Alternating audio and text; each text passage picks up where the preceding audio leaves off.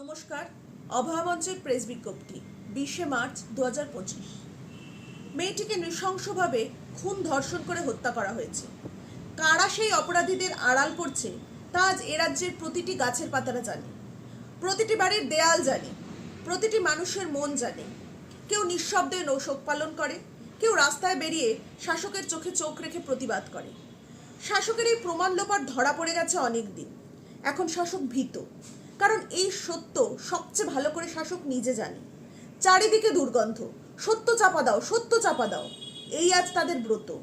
কিন্তু গোটা রাজ্যের অসংখ্য মানুষ আজ অভয়ার পরিবার।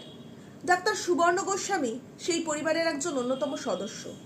অভয়া মঞ্চের এই গুরুত্বপূর্ণ সদস্যের উপর নেমে এসেছে প্রশাসনের রোষানল।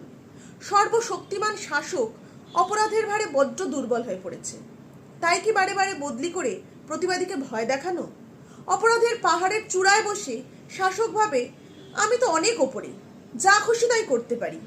এই ঔদ্ধত্যের ঠুলি পড়ে সে দেখতেই পায় না সেই পাহাড় আসলে ছাইয়ের গাদা।